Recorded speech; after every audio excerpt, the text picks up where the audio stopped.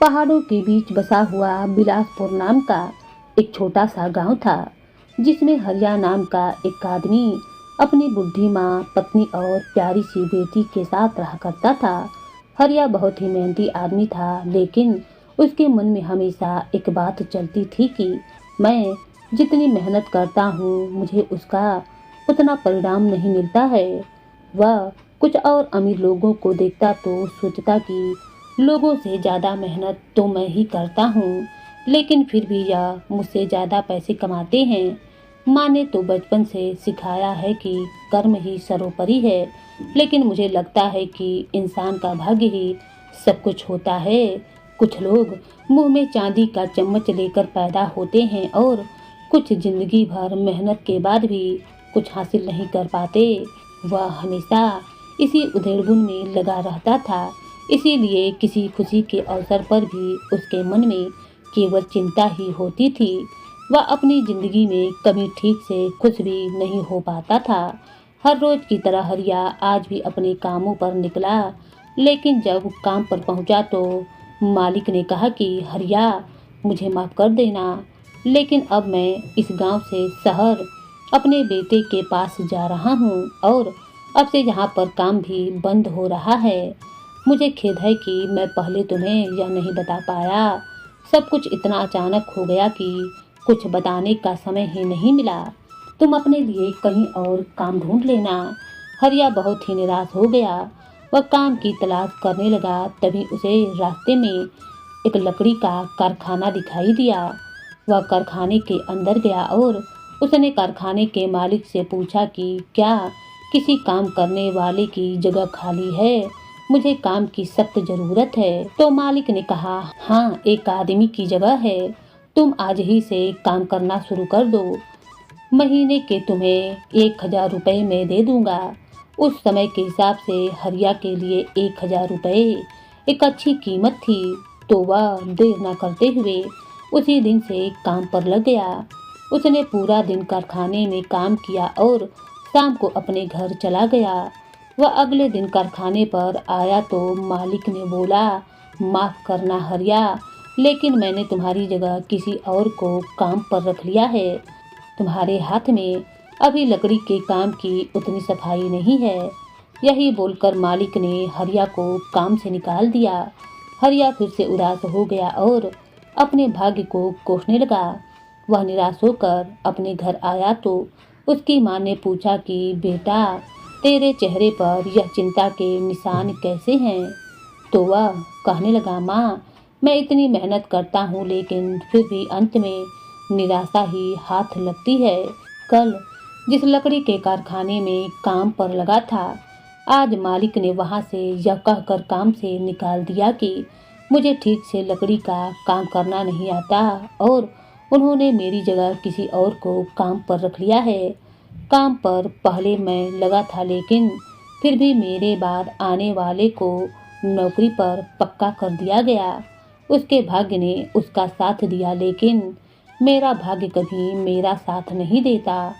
तो उसकी माँ बोली कि बेटा, जरूरी थोड़े ही है कि वह आदमी अपने भाग्य की वजह से काम पर लगा हो और तुम्हें भाग्य की वजह से काम से निकाल दिया गया हो। तू अच्छी तरह जानता है कि तुझे लकड़ी का काम नहीं आता है, तो भला मालिक ने इसमें झूठ क्या बोला? तुझे अपने कर्मों पर ध्यान देना चाहिए। अगर लकड़ी के कारखाने में काम करना है तो पहले अच्छी तरीके से काम करना सीखना भी तो होगा। अपनी माँ की बात को सुनकर आज हरिया चिढ़ गया। वह बोला, क्या हर समय कर्म कर्म करती रहती हो? कर्म कुछ नहीं होता। मैं इतनी मेहनत करता हूँ, लेकिन कुछ नहीं मिलता है। कुछ अच्छे भाग्य वाले ले जाते हैं। वह हर समय कर्म से ज़्यादा भाग्य को प्रधानता देता था। एक दिन उसके गांव में एक बाबा आए और बाबा ने पेड़ के नीचे बैठकर सभी गांव वालों के लिए एक सत्संग का आयोजन किया, जिसमें उन्होंने जीवन के मार्ग के बारे में लोगों को बताया और अंत में सत्संग का सार यह निकला कि जीवन में यदि कुछ सबसे श्रेष्ठ है तो वह है इंसान का कर्म। इंसान को अपने कर्मों का फल देर से ही सही, परंतु मिलता जरूर है। हरिया बाबा की इस बात से चिढ़ गया। सत्संग खत्म होने के बाद जब वह लोग वहां से चले गए तो हरिया गुस्से में बाबा के पास गया। हरिया को इतने गुस्से में देखकर बाबा बोले कि सत्संग सुनकर सबका मन तो प्रसन्नचित हो गया, लेकिन तुम मुझे बड़े व्याकुल लग रहे हो।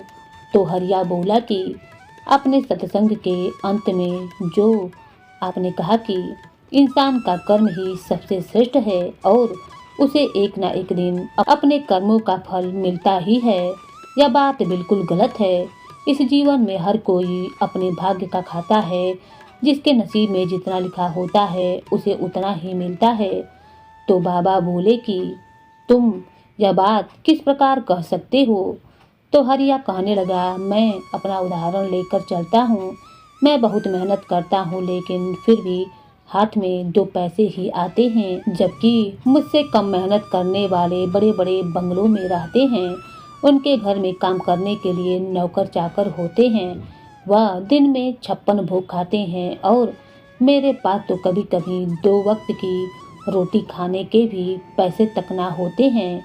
अब आप ही बतलाइए कि अगर कर्म प्रधान होता तो उनसे ज़्यादा काम तो मैं ही करता हूँ, तो मुझे उनसे ज़्यादा धनी होना चाहिए कि नहीं। बाबा बोले कि कर्म का फल क्या केवल धन ही होता है, और यह जरूरी नहीं जो कर्म तुम आज कर रहे हो उसका फल तुम्हें आज ही मिल जाए। इंसान अपने कर्मों का फल और भार तो जन्मों जन्मों तक उठाता है। कुछ लोग ऐसे होते हैं जिन्हें अपने इस जन्म के कर्मों का फल अगले जन्म में मिलता है, और यदि तुम्हारा ऐसा सोचना है कि भाग्य कर्म से सर्वोपरि है तो तुम गलत सोच रहे हो, क्योंकि इंसान के कर्मों पर ही सब कुछ निर्भर करता है। भगवान श्री हरि नारायण इंसान का भाग्य बना सकते हैं, परंतु उस भाग्य को बदलना इंसान के अपने हाथ में होता है। एक व्यक्ति चाहे तो अपने बुरे कर्मों से भगवान द्वारा दिए गए अच्छे भाग्य को भी नष्ट कर सकता है, और अपने बिगड़े भाग्य को भी अपने अच्छे कर्मों द्वारा अच्छा बना सकता है। इस जीवन में हर चीज का एक उचित समय होता है। मैं मानता हूँ कि तुम जीवन में बहुत मेहनत कर रहे हो, लेकिन हो सकता है कि तुम्हारे पिछले जन्म में तुमने कुछ ऐसे कार्य किए हो जिससे तुम्हारा भाग्य बनने में इतना अधिक समय लग रहा है। जब इंसान के बुरे कर्म कट जाते हैं तो उसका भाग्य अच्छा होना अपने आप शुरू हो जाता है, और जिन लोगों को तुम देखते हो कि वह तुमसे कम मेहनत करने के पश्चात भी तुमसे अच्छा जीवन जी रहे हैं, तो हो सकता है उन्होंने अपने पूर्व जीवन में बहुत ही अच्छे काम किए हों जिनका फल उन्हें आज मिल रहा है। तो हरिया बोला, अगला या पिछला कर्म किसने देखा। आप तो बस ऐसे ही कुछ भी बोल रहे हो। कर्म तो आपने भी बहुत अच्छे किए होंगे, लेकिन आज पेड़ के नीचे बैठकर लोगों को सत्संग सुना रहे हो और दक्षिणा और भिक्षा पर अपना जीवन चला रहे हो। साधु बाबा बोले कि अभी तुम्हें कर्मों के फल का अर्थ अच्छी तरीके से समझ में नहीं आया है बच्चा, लेकिन धीरे धीरे सब कुछ समझ जाओगे। यह साधु का जीवन उसे ही मिलता है जिसने अपने जन्मों जन्मों तक सर्वश्रेष्ठ कर्म किए हों और कभी किसी का बुरा ना किया हो। उसी को साधु का जीवन मिलता है, क्योंकि भगवान अपनी आराधना का अवसर हर किसी को नहीं देता।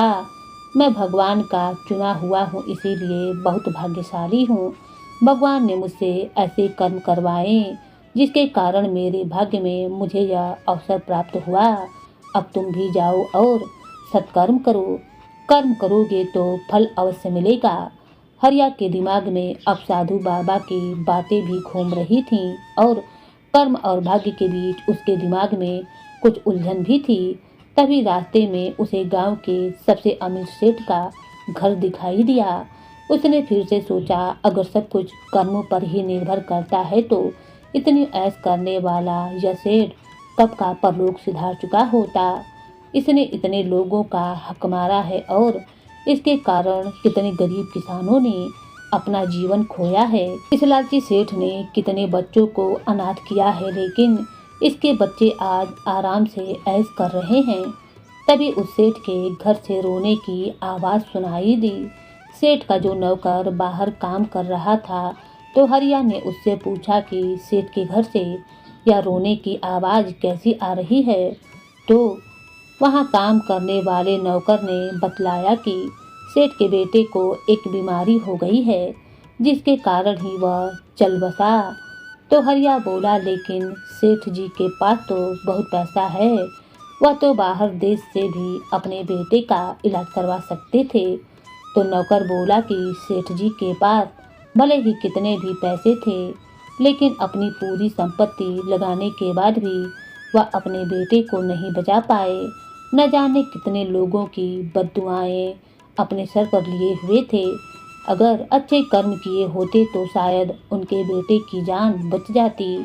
उसकी बात सुनकर अचानक हरिया को साधु बाबा की बात याद आ गई, लेकिन फिर भी उसने कर्म को प्रधान नहीं माना। कुछ दिन के बाद उसकी माँ बड़ी ही परेशान होकर घर आई। तो हरिया बोला, क्या हुआ माँ, तुम इतनी परेशान क्यों हो? तो वह बोली कि पड़ोस वाले रामू भाई के बेटे की तबीयत बहुत खराब है। बुढ़ापे में उनका इकलौता बेटा ही उनका सहारा है और हकीम जी का कहना है कि अब कोई भी दवा उनके बेटे को बचा नहीं सकती है। हरिया बोला, लेकिन रामू काका और उनके बेटे ने तो हमेशा अपनी जिंदगी में इतने अच्छे कर्म किए हैं, लेकिन अंत में उन्हें फल क्या मिला? भरी जवानी में उनका बेटा ऐसी बीमारी से ग्रस्त हो गया है कि उनका जीवन बच पाना संभव है। और रामू काका ने जीवन भर इतनी मेहनत की और अब जब उनका बुढ़ापा ठीक से काटने का समय आया तो ऐसा हो गया कि आज तो मैं अच्छी तरह समझ गया कि इंसान के कर्म जीवन में कोई भूमिका नहीं निभाते हैं। अगर इंसान का भाग्य अच्छा है तो ही उसका जीवन अच्छा होता है। मैं रामू काका के बेटे से मिलकर आता हूँ माँ, क्या पता वह किसी समय इस दुनिया को छोड़कर चला जाए। हरिया रामू काका के घर गया तो उनका बेटा बिस्तर पर लेटा हुआ था और रामू काका की पत्नी घर पर बने छोटे से मंदिर में भगवान के सामने दिया जलाकर बैठी थी। तो हरिया बोला, जिस भगवान ने तुम्हारे बेटे को इतना बीमार कर दिया, तुम क्यों उसे पूजने में लगी हो? तो रामू काका की पत्नी बोली, बेटा, मेरे बेटे की बीमारी का भगवान से कोई लेना देना नहीं है। जरूर मेरे बेटे ने पिछले जन्म में कुछ ऐसे कर्म किए होंगे जिसकी सजा आज उसे मिल रही है, लेकिन मुझे यह भी भरोसा है कि जितने अच्छे कर्म मैंने और मेरे पति ने और मेरे बेटे ने इस जन्म में किए हैं, उनके अनुसार मेरे बेटे की बीमारी ठीक होकर रहेगी और मुझे इस बात का पूर्ण रूप से भरोसा है। रामू काका की पत्नी की यह बातें सुनकर हरिया थोड़ा हैरान हो गया। वह उनके बेटे से मिलकर वापस अपने घर लौट आया। तभी कुछ दिन के बाद खबर आई कि रामू काका का बेटा अब स्वस्थ हो गया है और बिना किसी दवा के ही उसे आराम आ रहा है। हरिया चौंक गया। उसने अपनी माँ से पूछा कि रामू काका के बेटे को तो सेठ जी के बेटे से भी ज़्यादा भयंकर बीमारी हो गई थी, लेकिन सेठ जी का बेटा बच नहीं पाया और रामू काका का बेटा बच गया, वह भी बिना दवाइयों के सहारे। जबकि सेठ जी ने तो अपनी पूरी संपत्ति लगाकर अपने बेटे का महंगे से महंगा इलाज करवाया था। तो ऐसा कैसे संभव हुआ? हरिया की माँ बोली, बेटा, इस जीवन में कर्म प्रधान होता है और जरूरी नहीं कि जिसके पास पैसा है वह कभी मरेगा नहीं। तुमने सदा अच्छे भाग्य को अमीरी से समझा है कि जिस व्यक्ति के पास अधिक पैसा है उसका भाग्य अच्छा है, किंतु ऐसा नहीं है। जो व्यक्ति अपने जीवन से संतुष्ट है और कभी किसी का बुरा नहीं करता, असल में वह सबसे अच्छे भाग्य वाला इंसान होता है और उसके लिए दुआ करने वाले हजारों लोग होते हैं।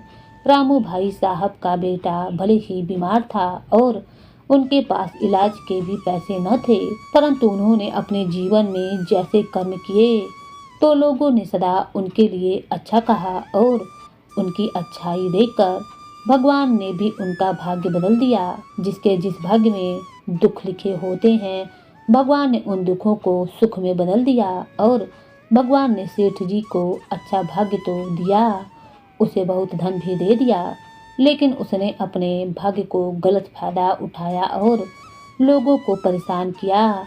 वे लोग उससे नाराज होकर, उससे परेशान होकर कितने लोगों का जीवन खत्म किया था। सब बद्दुआएं दे रहे थे। दूसरों के घरे में अंधेरा करके वह खुद के घर में उजाला करना चाहता था, परंतु भगवान कहते हैं जैसा कर्म करोगे वैसा ही फल भोगना पड़ेगा। दोनों को ही अपना अपना भाग्य मिला था, परंतु यदि उनके भाग्य को कोई बदल सका तो वह केवल उनके कर्म थे। तुम्हारी आंखों के सामने इसका उदाहरण है कि कर्म बड़ा है या भाग्य। हरिया बोला कि आज तक तो मैं भाग्य और कर्म की परिभाषा को अच्छी तरीके से समझ ही नहीं पाया था, परंतु आज मुझे सब कुछ अच्छी तरीके से समझ में आ चुका है। भले ही मेरे जीवन में पैसों की कमी हो, लेकिन मेरा भरा पूरा परिवार है जो मुझसे प्यार करता है, हर सुख दुख में मेरे साथ खड़ा रहता है और ना ही मेरे जीवन में किसी प्रकार का कलेश है और ना ही मेरे जीवन में ऐसी कोई मुसीबत है कि जिसे मैं हल ना कर सकूं। मेरे सुख दुख में साथ खड़े रहने के लिए मेरे पड़ोसी भी मेरे साथ होते हैं। जबकि सेठ जी के पुत्र की शव यात्रा में भी लोग नहीं गए थे। उनके ऐसे कर्मों के कारण तो उनके साथ उनका दुख बांटने वाला भी कोई नहीं था। जबकि रामू काका के बेटे के लिए लोगों ने अपने घर में कीर्तन करवाए और भगवान से मन्नतें मांगी। मैं सदैव ही भाग्य को पैसों से जोड़ता रहा हूँ, परंतु जब सेठ जी और रामू काका के जीवन की ओर देखा और कर्मों का अर्थ समझ आया तो भाग्य का अर्थ भी समझ गया। कर्म प्रधान है और भाग्य कर्म के अनुसार ही चलता है, इसीलिए बड़ा कर्म ही हुआ। अब हरिया को समझ में आ गया था कि कर्म ही प्रधान होता है। तो दोस्तों, क्या कर्म बड़ा होता है कि भाग्य? आप भी कमेंट करके जरूर बतलाइएगा कि आपके विचार कैसे हैं।